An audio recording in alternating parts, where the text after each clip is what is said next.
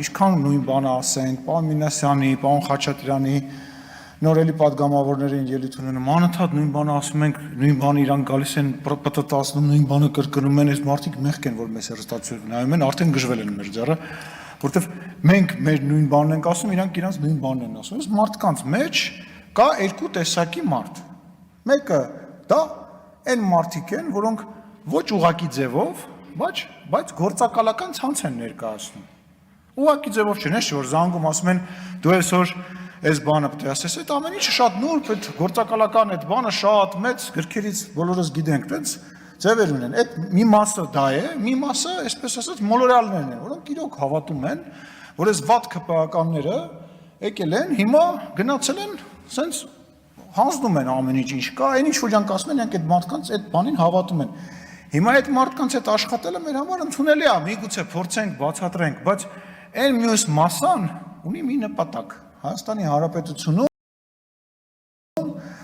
ոչ թե Հայաստանի Հանրապետություն որպես անկախ միավոր պետք է գոյություն չունենա։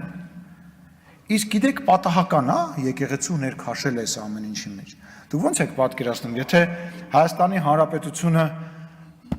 ուժեղ, կայացած, անկախ պետություն է, ի՞նչ է լինում, օրինակ, այն համայնքների հետ, որոնք եկեղեցին արտերկրում կարգավորում է։ Այդ համայնքների վրա ազդեցությունը, այդ օգնությունները, փողը, այդ ամեն ինչը, այդ ազդեցությունը, բա ինչ է ալնում դրա հետ։ Ոչ բան, վերանում են։ Իրանք իրենց լիազորությունը,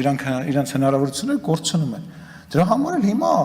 զանգը կանչում ասում է վերանում ենք որպես կառույց։ Էսա ամբողջ խնդիրը եւ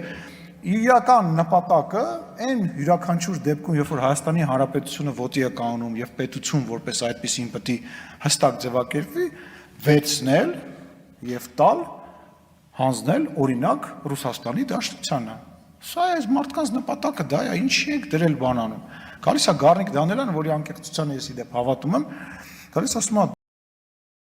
դպրոցը տվին, եկեղեցին տվին, 50 տունը տվեցին, էսի տվեցին, էնի տվեցին, որ ձեռը բռնես գնաց ասես եղբայր հենց ցույց տուր, այդ ոնց, այսինքն ինչ որ կատարվում է ու եթերով տեղի է ունենում։ Տիկին Վարդանյանը ճիշտ եմ ասում, չէ՞, Տիկին Վարդանյանը նոր ելույթ էր ունում, ասում է, այս հետևը նստած աթոռը զբաղեցնող անձը թիկնապահներով է, լուրջ ես ասում։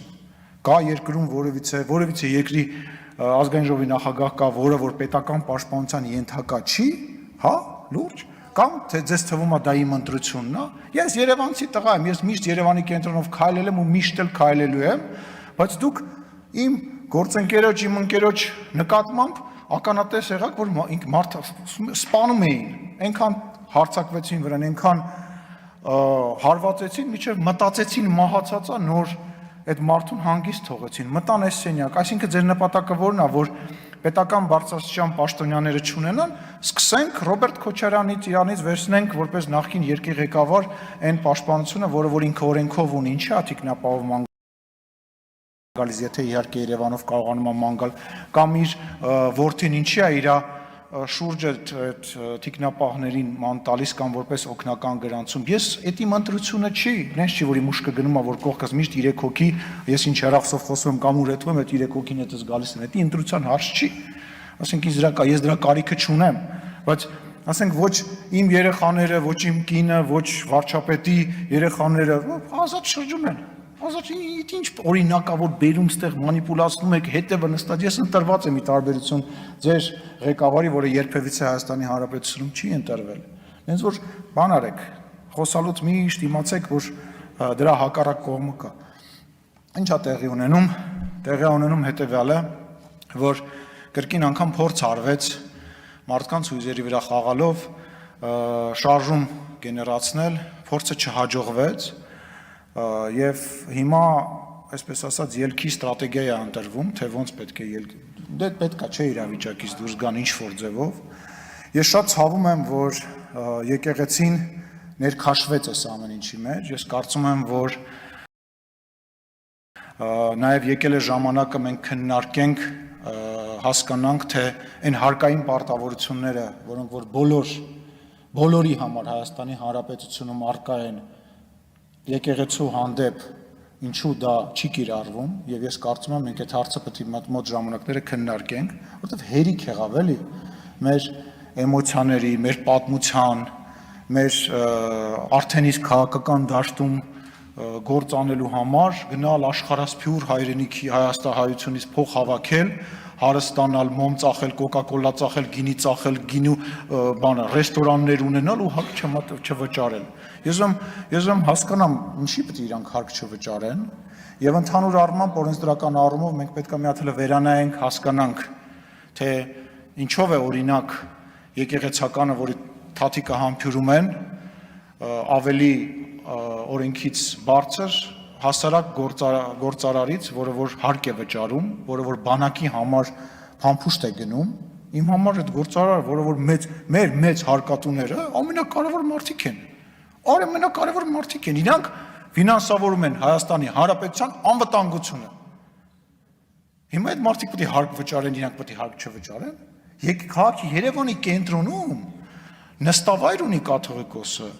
եկեղեցի կա Աննայի անվան, Սուրբ Աննայի անվան, որտեղ միտինգներ են անցկացնում։ Այ քեզ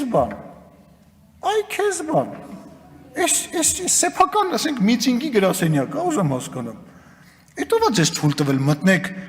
իմ հայ առաքելական եկեղեցու շինություն եւ միտինգներ կազմակերպեք։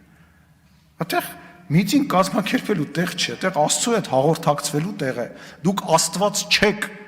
ու Աստծուց շատ հեռու եք։ Իսկ ինչ վերաբերում է Դաշնակցությանը, ես նախանձով եմ վերաբերում Դաշնակցությանը։ Ես կուզենայի այդ աստիճանի կարողանայի, չեմ ուզում վատ բառ օգտագործեմ, բայց ձև անեմ, որ ես ընդհանրապես որևիցե բանի հետ կապ չունեմ, ինչ արել են, ես ուգամ տենց խոսեմ, ես զարմանում եմ, մեկ տպավորություն է, որ իրանք մոռանում են ով են, ում հետ են գործակցել, ինչի են ստեղ եկել, ու մարդկանց էլ տենց իրանց թվում է մարդիկ, տենց մոռացել են։